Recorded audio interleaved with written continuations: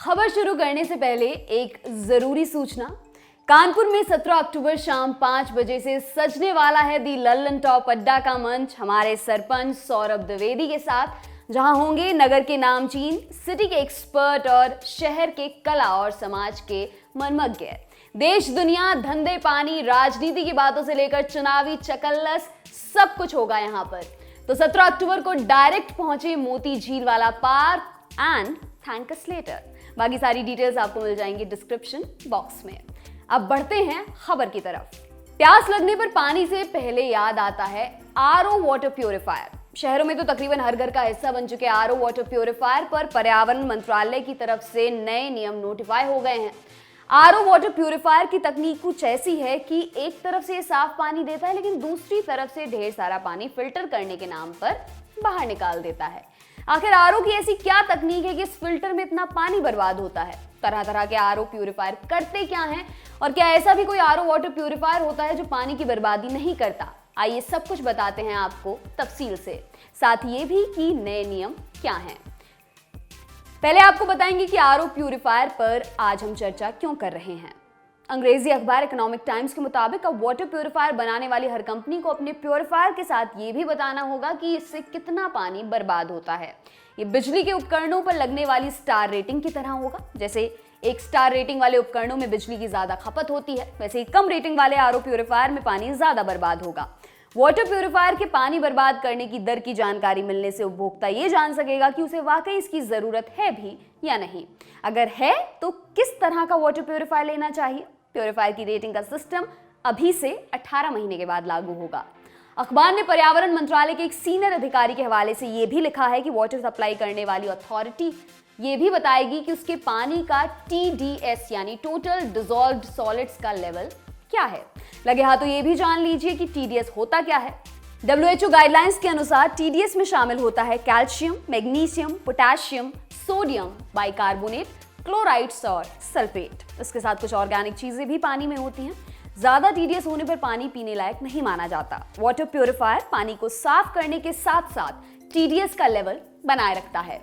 आपको बता दें कि मई 2019 में नेशनल ग्रीन ट्राइब्यूनल ने पर्यावरण मंत्रालय को निर्देश दिए थे कि वो आरओ वाटर प्यूरिफायर को लेकर नियम कायदा बनाए। इसके बाद मंत्रालय हरकत में आया, कवायद शुरू हुई। पर्यावरण की सुरक्षा के लिए जिम्मेदार संस्था NGT असल में चरणबद्ध तरीके से आरओ प्यूरिफायर से होने वाली पानी की बर्बादी को बंद करना चाहता है। फिलहाल मार्केट में उपलब्ध आरओ वाटर प्यूरिफायर 20% की क्षमता से काम करते हैं। मतलब पानी को साफ करने के क्रम में आमतौर पर 70 से 80% पानी बर्बाद करते हैं। पहले चरण में NGT इस बर्बादी को 40/60 के लेवल पर लाना चाहता है। मतलब कम से कम 40% पानी तो साफ होकर निकले। इसे देखते हुए उपकरणों की क्वालिटी सुनिश्चित करने वाली संस्था ब्यूरो ऑफ इंडियन स्टैंडर्ड्स ने भी इसके लिए एक IS रेटिंग बनाई है। इसे 16240/2015 कहा गया है। भविष्य में आने वाले वाटर प्यूरिफायर को इस स्टैंडर्ड पर खरा उतरना होगा। इसके बाद ही ये मार्केट में आ सकेंगे। अब जानेंगे आरओ की पूरी साइंस।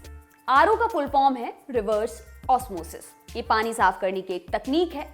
रिवर्स ऑस्मोसिस को समझने के लिए पहले हमें ऑस्मोसिस प्रोसेस को समझना होगा। ऑस्मोसिस एक खास तरह की प्रक्रिया को कहते हैं, लगभग वैसी प्रक्रिया जैसी देश की सरहद पर होती है। ऑस्मोसिस की ये कहानी दरअसल 2 टाइप के लिक्विड मिक्सचर्स की कहानी है।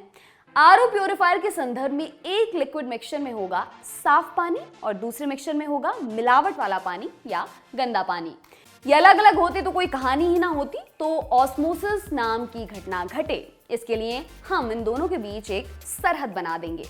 इस सरहद का नाम है सेमी परमिएबल मेम्ब्रेन। मेम्ब्रेन यानी झिल्ली, आसान भाषा में कहें तो छन्नी। और सेमी परमिएबल मेम्ब्रेन मतलब ऐसी छन्नी जो चुनिंदा मॉलिक्यूल्स को ही पार जाने की इजाजत दे। मॉलिक्यूल्स मतलब अणु। जैसे कोई देश अपने नागरिकों से मिलकर बनता है, वैसे एक लिक्विड मिक्सचर मॉलिक्यूल्स से मिलकर बनता है। मॉलिक्यूल्स आपको सामान्यतः आंखों से नहीं दिखेंगे, बहुत छोटे छोटे होते हैं। लिक्विड मिक्सचर में जनरली 2 टाइप के मॉलिक्यूल्स होते हैं। एक तो वो जिसमें घोल के मिक्सचर बनाया गया है और दूसरा जिसे घोला गया है। मिसाल के तौर पर अगर हम किसी गिलास भर पानी में 2 चम्मच चीनी घोल देंगे तो इसमें पानी को सॉल्वेंट कहेंगे और चीनी को सॉल्यूट। सॉल्वेंट और सॉल्यूट का संपुट अच्छी तरह थाम ले। मतलब मिक्सचर में जिसकी मात्रा ज्यादा है वो सॉल्वेंट और जिसकी कम है वो सॉल्यूट। अब अगर हम किसी झिल्ली या मेम्ब्रेन के एक तरफ पानी और दूसरी तरफ चीनी और पानी का घोल रख दें तो एक खास शांतिपूर्ण घटना घटेगी। मेम्ब्रेन की जिस तरफ सॉल्वेंट का कॉन्सेंट्रेशन कम होगा तो दूसरी तरफ से सॉल्वेंट आकर उसमें मिलने लगेगा। मतलब जिधर चीनी का घोल है उधर से निकलकर मिक्सचर पानी में मिलने लगेगा। ऐसा इसलिए होगा क्योंकि उसे संतुलन बनाना है और यही कहलाता है ऑस्मोसिस। ऑस्मोसिस है तो बढ़िया, लेकिन इसके भरोसे छोड़ेंगे तो साफ पानी जाकर गंदे पानी में मिल जाए। इसका समाधान यही है कि ऑस्मोसिस प्रोसेस को उल्टा चला दो, पानी को गंदे से साफ की तरफ भेजो। यही सिंपल सा आइडिया ऑस्मोसिस से पानी साफ करने का मूल मंत्र है। अपने को गाड़ी उसी स्पीड में चलानी है, बस रिवर्स गियर लगाकर। सॉल्वेंट यानी कि पानी के मॉलिक्यूल्स जिस उत्साह में कूद कूद कर हमारी सेमी परमिएबल मेम्ब्रेन को पार करते हैं, उसके पीछे दैवीय प्रेरणा नहीं होती, उसके पीछे होता है प्रेशर। सॉल्वेंट अपने अणुओं पर झिल्ली के पार कूदने के लिए ऑस्मोटिक प्रेशर बनाता है। हमें इसका ठीक उल्टा करना है तो दूसरी तरफ से प्रेशर बनाना होगा, मिलावट वाले पानी की तरफ, ताकि इस साइड से पानी के मॉलिक्यूल साफ पानी वाली साइड में जाने की हिम्मत कर सकें। जब पर्याप्त प्रेशर उल्टी तरफ से लगता है तो करिश्मा होता है। सारे सिद्धांतों के उलट गंदा पानी गंदगी को झिल्ली की एक तरफ छोड़कर साफ पानी में जाकर मिलने लगता है। इस तरह से रिवर्स ऑस्मोसिस का प्रोसेस पूरा होता है। इस धक्का परेड के प्रोसेस में ही काफी प्रेशर लगाना पड़ता है। भारी मात्रा में प्रेशर तो बड़े प्यूरिफिकेशन यूनिट में ही लग सकता है। घरों में लगे प्यूरिफायर में ये प्रेशर कम मात्रा में लगता है, इसलिए प्रोसेस भी धीमा होता है। इस वजह से मेम्ब्रेन के एक तरफ साफ पानी निकल जाता है और दूसरी तरफ गंदा पानी एक सफेद ट्यूब से बाहर निकल जाता है। लगे हाथों एक और बात साफ कर दें। आपको ये सुनकर लग रहा होगा कि इतना तिगड़म काहे किए, सब साधारण फिल्टर जैसा ही तो लग रहा है। ये आपको लग रहा है। साधारण फिल्टर और मेम्ब्रेन में कुछ मूलभूत फर्क है।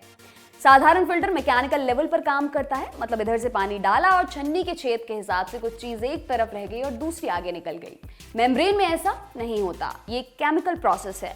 इसमें ना सिर्फ महीन बल्कि अणुओं के स्तर की चीज भी फिल्टर हो जाती है। ये काम आम फिल्टर नहीं कर सकते। अब आपको बताएंगे कि घर वाले आरओ फिल्टर कितना पानी बर्बाद करते हैं। एक अनुमान के मुताबिक 1 लीटर पानी साफ करने के लिए आरओ फिल्टर तकरीबन 3 से 4 लीटर पानी बर्बाद करता है। कहने का मतलब यह है कि 1 लीटर पीने का पानी तैयार करने के लिए हमारे घरों में अमूमन 3 से 4 लीटर पानी को बिना किसी इस्तेमाल के बहा दिया जाता है। उदाहरण के लिए हम 1 लीटर साफ पानी निकालने में 3 लीटर पानी की बर्बादी का मानक लेते हैं। इस तरह से अगर 250 परिवारों की एक कॉलोनी है जिसमें हर परिवार रोजाना तकरीबन 20 लीटर पीने का पानी इस्तेमाल करता है, इस हिसाब से हर घर में रोज 60 लीटर पानी आरओ में बर्बाद हो जाता है। इसका मतलब है कि पूरी कॉलोनी में तकरीबन 15,000 लीटर पानी हर रोज बर्बाद कर दिया जाता है। एनजीटी ने 2019 में ही चेता दिया था कि आरओ वाटर प्यूरिफायर जमकर पानी बर्बाद कर रहे हैं। असल में एनजीटी के निर्देश पर national environment engineering research institute, central pollution control board और आईआईटी दिल्ली ने आरओ के इस्तेमाल पर एक रिपोर्ट तैयार करके उसे सौंपी थी। रिपोर्ट के आधार पर एनजीटी ने 28 मई को पर्यावरण मंत्रालय को जारी निर्देश में ये बातें कही। आरओ से पानी साफ होने की प्रक्रिया में अमूमन 80% पानी बर्बाद हो जाता है और 20% ही पीने लायक मिलता है। आरओ कंपनियों को ऐसी मशीन बनाने के लिए कहा जाए जिसके द्वारा कम से कम 60% पानी पीने लायक बने और 40% से ज्यादा बर्बाद ना हो। इसके अलावा साफ पानी मिलने की क्षमता को आगे कम से कम 75% तक बढ़ाया जाए। देश में 16 करोड़ 30 लाख लोग ऐसे हैं जिन्हें पीने के लिए साफ पानी नहीं मिलता है। यह संख्या पूरी दुनिया में सबसे ज्यादा है। विकसित देशों में भी आरओ का इस्तेमाल कम करने पर जोर दिया जाता है। वहां समंदर के पानी को पीने लायक बनाने के लिए आरओ इस्तेमाल होता है क्योंकि इस पानी में टीडीएस बहुत होता है। वहीं भारत में मौजूद पानी में टीडीएस की मात्रा कम होने के बावजूद आरओ की डिमांड दिन ब दिन बढ़ रही है। आरओ सिस्टम बनाने वाली कंपनियों ने पानी को लेकर लोगों में डर का माहौल बना दिया है। घरों में सप्लाई होने वाले पानी में अगर टीडीएस 500 मिलीग्राम प्रति लीटर से कम है तो आरओ को बैन कर देना चाहिए। लोगों के घरों में जो पानी सप्लाई होता है उसमें टीडीएस कितना है ये कैसे पता चले? इसके लिए सरकार को उस पानी के बारे में बिल के जरिए पूरी जानकारी देनी चाहिए। बिल पर लिखा रहे कि इस पानी का स्रोत क्या है और उसमें टीडीएस कितना है। आरओ सिस्टम से पानी में मौजूद जरूरी मिनरल्स भी निकल जाते हैं। विदेशों में आरओ के बुरे असर देखे जा रहे हैं। वहां के लोगों में कैल्शियम और मैग्नीशियम की कमी की शिकायतें आने लगी हैं। इसलिए भारत में आरओ सिस्टम बनाने वाली कंपनियां यह ध्यान रखें कि पानी में कम से कम 150 मिलीग्राम प्रति लीटर टीडीएस जरूर मौजूद रहे। जिन जगहों के पानी में आर्सेनिक और फ्लोराइड जैसे तत्वों की मौजूदगी है, वहां के लिए भी ऐसी तकनीक लाई जाए जिससे कि इनका स्तर कम हो सके, ताकि आरओ की जरूरत वहां भी ना पड़े। इन जानकारी और सुझावों से पता चलता है कि आरओ प्यूरिफायर से पानी की भारी बर्बादी हो रही है। साथ ही ये भी पता चल रहा है कि इसे लेकर कोई पुख्ता सिस्टम नहीं बना है। साल 2019 में ही WHO ने आरओ प्यूरिफिकेशन के प्रोसेस पर सवाल खड़े किए थे। उसने कहा था कि आरओ फिल्टर न सिर्फ बैक्टीरिया को मार रहे हैं, बल्कि शरीर में कैल्शियम और मैग्नीशियम जैसे जरूरी न्यूट्रिशन जाने से भी रोक रहे हैं। फिलहाल मार्केट में आने वाले आरओ प्यूरिफायर 40 से 60% तक पानी बचाने की बात कर रहे हैं। हालांकि भारत सरकार की तरफ से सर्टिफिकेशन का कोई आधिकारिक सिस्टम नहीं है। केंद्र सरकार ने BIS 16240/2015 स्टैंडर्ड पानी की क्वालिटी को लेकर बनाया है, लेकिन बर्बादी को लेकर कोई सिस्टम नहीं है। पानी ना बर्बाद करने वाला आरओ प्यूरिफायर कब बनेगा, यह बड़ा सवाल है। इस बारे में अभी कुछ भी कहना मुश्किल है। कंपनियां अपने लेवल पर रिसर्च कर रही हैं, लेकिन अभी ऐसा कोई आरओ प्यूरिफायर नहीं आया है जो तकनीकी महारत से पानी की बर्बादी को रोक दे। हालांकि पानी की बर्बादी का जुगाड़ जरूर आया है। आरओ वाटर प्यूरिफायर बनाने वाली एक बड़ी कंपनी ने 2019 में जोर-शोर से zero water waste purifier launch किया था, लेकिन इसमें जीरो वाटर वेस्ट का फंडा कुछ अलग है। असल में इस प्यूरिफायर में प्रोसेस को बेहतर बनाने की बजाय बस बाहर निकलने वाले पानी को फिर से स्टोर करने का सिस्टम बनाया गया था। मतलब आरओ की प्रोसेस में तो पानी उतना ही बाहर निकलेगा जितना पहले निकलता था, बस बाहर निकलकर बहेगा नहीं। देश क्या, फिलहाल दुनिया भर में आरओ वाटर प्यूरिफायर से पानी की बर्बादी को रोकने का यही एक तरीका सामने आया है। अमेरिका और यूरोप में आरओ प्यूरिफायर को इस तरह से फिट किया जा रहा है कि बाहर निकला पानी फिर से इस पाइपलाइन में डाला जा सके, जो कपड़े धोने और सफाई आदि के काम में आता है। आपके लिए तमाम जानकारी लाए हैं हमारे साथी अमित। मेरा नाम है दिव्यांशी। देखते रहिए दी लल्लन टॉप। शुक्रिया।